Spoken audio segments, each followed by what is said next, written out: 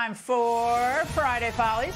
And for that, we go to Fox News contributor Raymond Arroyo in our L.A. bureau. Raymond, I want to get your reaction to something the beautiful women at The View said. They were lost in this kind of state of euphoria over the Trump conviction. What was your reaction? I got so excited, I started leaking a little bit. I want the judge to give him 6 months. You're convicted of felonies.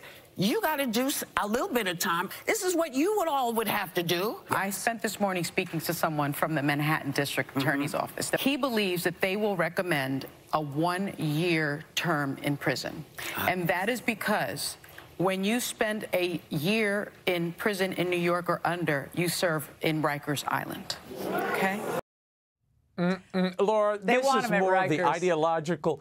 Yeah, this is the ideological fantasia we saw playing out when Trump was in office. Remember Kathy Griffin with the decapitated head, or the rappers shooting Trump in their videos? This is more of the same. But whatever it is, let me make one point. I doubt the verdict is the only reason Joy Behar is leaking, but I'll leave it to the urologist to figure that out. I'm more stunned that Cloudy Hostin didn't call for the death penalty. But have you ever seen such jubilation, Laura? Congressman Bauman, he was literally dancing after the verdict. Look at this guy. Can you believe this? They have such a... Remember when they always try to pretend this is a somber moment for America? This is a somber proceeding, and we're respecting all the norms. No, I've never seen... this is malicious, but what do you expect? Look at her. Looks like Martha Graham. Now, and Biden wasn't he asked about being responsible for the prosecution of Trump when he's kind of that weird grin? And that smile was so weird. When I saw that, Laura, I thought, I've seen that smile before, but where? Oh. But then I thought it reminded me of something more iconic. You know, not the Grinch, something else. The Passion of the Christ. That's where I've seen that smile before. Oh, that weird evil baby. Look at that. Ooh. It's a dead ringer. Very close. Okay, Raymond, only you would come up with that split screen. Okay, that. Look. Oh, that's creepy. Biden may have been smiling, Laura, but look, he managed to botch not one but both of his public events today. These were the unseen Middle East comments.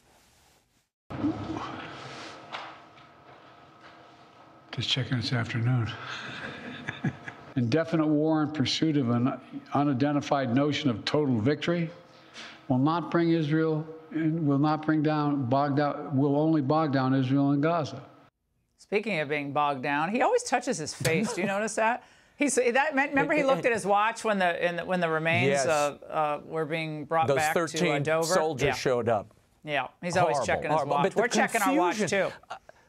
Yeah, well, we're waiting for the speech to end. But, Laura, after Smilegate, Biden hosted the Kansas City Chiefs at the White House to commemorate their Super Bowl win, and naturally, he began with a fumble. He welcomed Governor Laura Kelly of Kansas.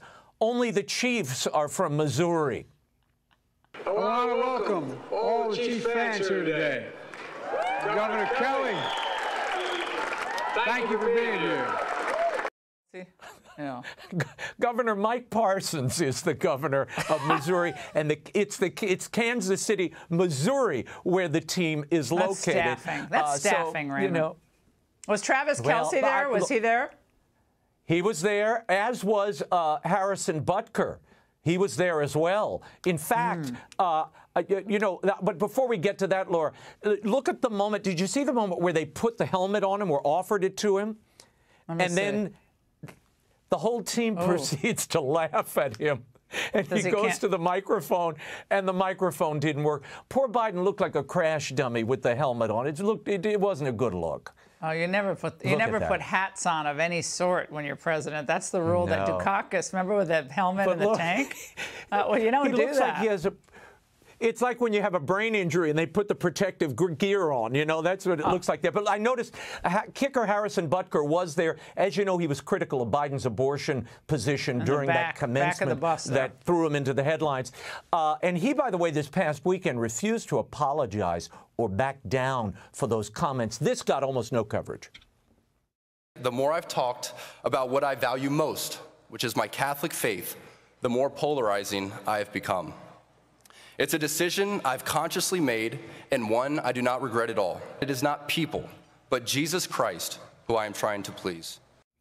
That's pretty cool. I mean, I love the fact that, Raymond, today there are so few people in situations like this where there's enormous public pressure, cultural pressure put on you. You make a lot more money if you go the other way, right? He's like, you know something? There are things that are more important than that, and I'm going to stand for what I believe. Whether you agree with him or not, he has guts.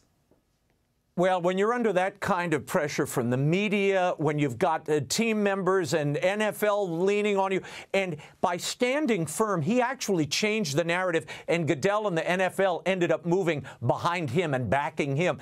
This is the only way to proceed. You can't give in just because a few people on Twitter are a little upset. Get over it, kids. Eternal values last forever. Good on Harrison Butker. Raymond, great to see you as always. Have a wonderful weekend. That is it for us tonight. Hey, Sean Hannity here. Hey, click here to subscribe to Fox News YouTube page and catch our hottest interviews and most compelling analysis. You will not get it anywhere else.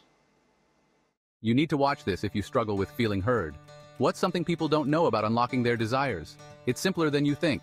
Picture this. New York, rush hour, everybody's hustling, but sometimes you just got to stop and ask for what you want. Jesus laid it out pretty clear.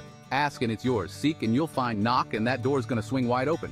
Now, I ain't talking about whispering into the wind here. I'm talking about the kind of asking with conviction, the kind of seeking like it's Black Friday at Macy's, and the kind of knocking that says, hey, I mean business. So what's the real secret? It's all about taking action with a capital A. You gotta be bold, you gotta be persistent, and most importantly, you gotta believe it's already yours. That's not just spirituality, that's street smart wisdom right there. So next time you're aiming for something, remember, just ask, seek, knock. And hey, don't just stand there, go get what you want.